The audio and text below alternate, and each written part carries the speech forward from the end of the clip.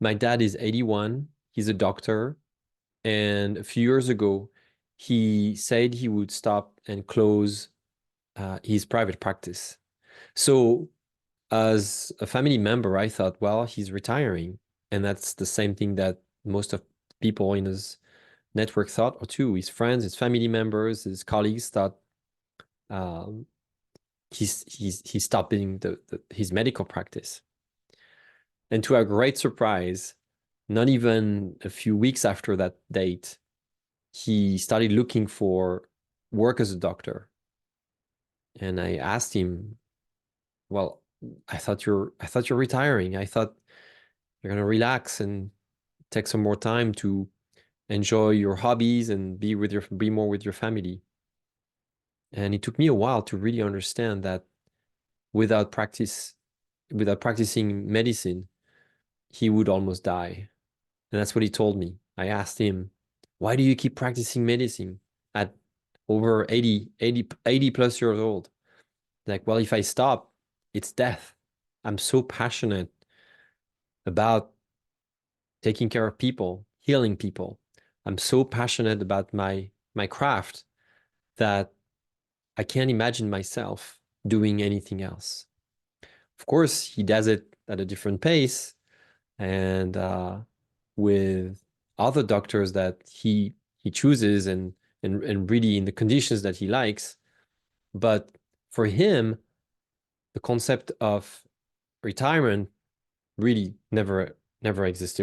It was never an option. He's 80 and he still helps. He still helps. He still subs for doctors in France. He still travels somewhere far to heal people, take care of people.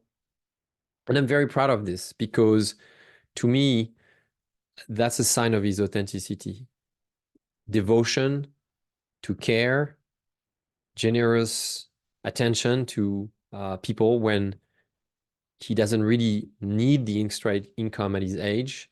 He's got everything he needs to live, comfortably. But as I think about this journey and this journey, this experience, I'm reflecting on how do I envision retiring. In fact, I don't see an exit for me. I've been a consultant for 32 years now, and I think I'm going to continue to be a consultant for at least another 32 years. Maybe I'll live longer. And so that'll be 32 plus years. And I bring this topic to you today because I see so many entrepreneurs excited by the idea of creating a business and then flipping the business, selling the business, turning it around and passing it on to another CEO. And we know what happens after that. The passion, the energy, the commitment, the sacrifices that it took to create that business in the beginning, that all that energy, when the creator, the founder of the company of the business leaves, all that energy dissipates.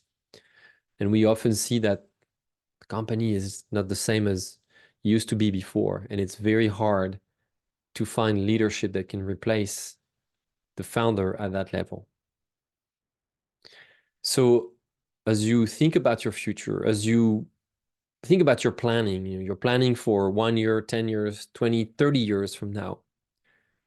You may plan very differently depending on whether you think you're going to retire and completely stop or you're not going to retire. For sure, you may evolve your practice. As I explained, my dad closed his private practice, meaning he closed his office downtown where he was practicing medicine, but he did not stop practicing medicine. He closed the practice, but did not stop practicing. He focused on the verb versus on the noun, the activity, the action versus the static state and the static building.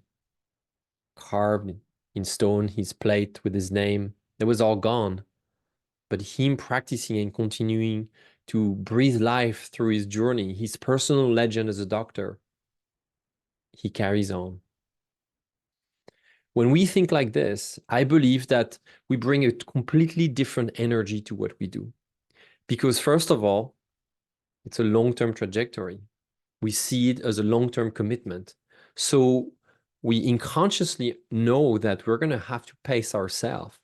We're going to have to shoot for, or we're going to have to focus on control and sustainability and real freedom, which is, by the way, a lot of the time, the initial idea we had as an independent expert, as the head of a professional services firm, when we started the company as an entrepreneur, we most of the time did it to have freedom. We didn't want to have a boss.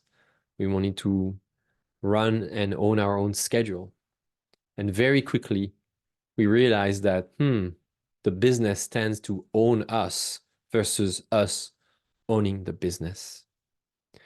One way to rebalance this pattern, one way to really regain control over the business is to make the business understand that you're here for the long run. There is no exit sign. There is no retirement. There are things you will retire.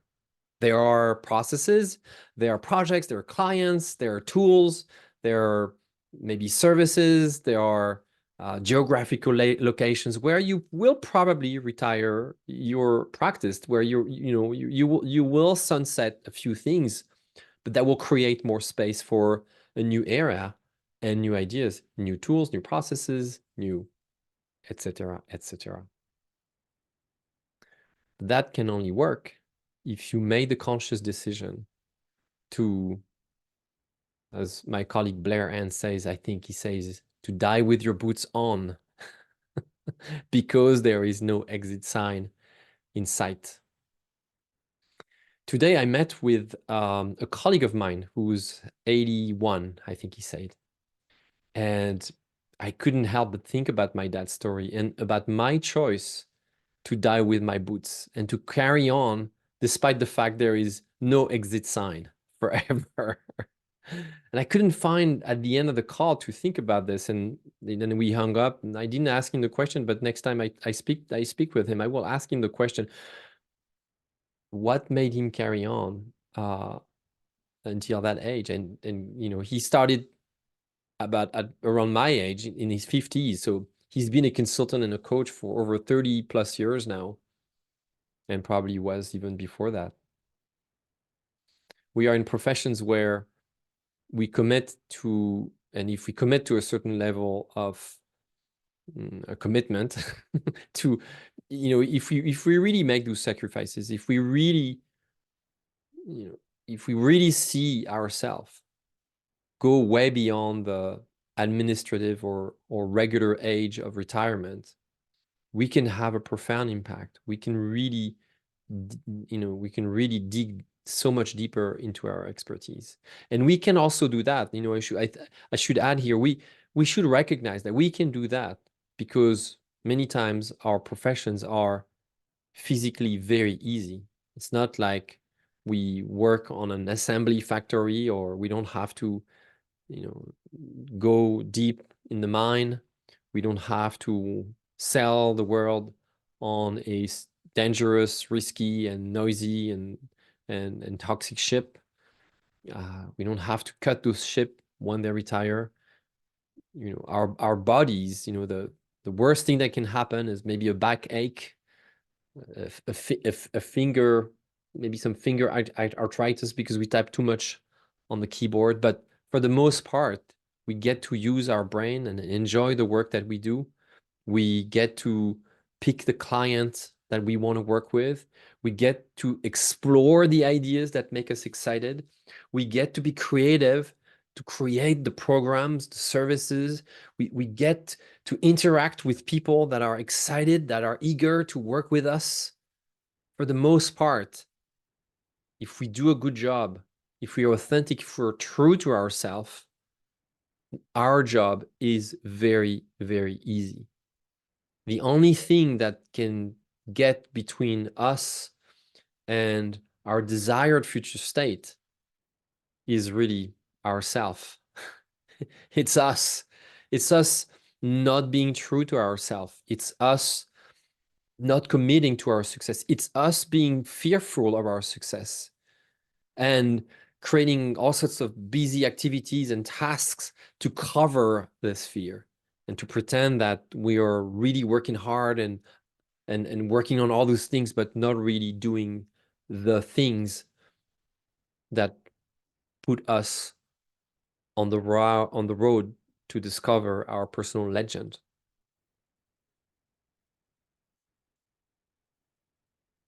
So think about the life you have. Think about the existence you created through your professional practice. Sometimes people ask me, how do you define professional services? And I tell them, I give them examples. Professional services are, I mean, you can look up in the dictionary, and maybe I don't have this definition right, but it's services that deliver deep knowledge, services based on deep knowledge through to other services, sometimes also individuals. But that's about what the definitions are. And the examples are coaches, consultants, engineers, attorneys, manufacturers of some process, things like that, all professionals because they serve other professionals. But in the word professional, there is a sound that is really key, and it's the word prof, as profound. Profound discovery of your truth, profound discovery of what you really think, profound discovery of your honest perspective, profound discovery of your connection with the impact you create and the work that you do. That's the true nature of professional services. And that's why I use this term also, because I think that there is a higher degree of commitment in our professions. Unless what I see, unlike, what I see with startups, where in the startups world, you are really celebrated if you are a serial entrepreneur, if you decided to launch and pivot so many times that all those companies now are gone. We don't remember, where is the legacy? Where is the commitment? Where is the profound connection and dedication to a mission? Are you an expert on a mission? Missions take a long time. If I use the word expert on a mission, is to express that level of dedication. A mission is for a lifetime, because a mission is very often time aspirational. We don't know if we will arrive there, but we know that we are all in. We're putting everything we have, all our mental resources, all our body resources, all our sacrifices to make this happen. At some point, we start realizing that to keep going, we have to be sustainable too. So we learn to manage those sacrifices. We learn to balance them out. You can ask my wife. She knows about the sacrifices that I made and that she also made for this business to exist. That's the nature of professional services firm. So as you think about your planning, as you think about the future, explore that topic and ask yourself, what kind of future are you building? Is it a future to get retired soon? Or is it a future to retire at some point the things that will no longer serve you, so that you're more available to continue the impact that you decided to have in the beginning? I wish you good luck. As always, I welcome your comments and questions, and I hope this moment of reflection helps you in your journey as an entrepreneur. Thank you.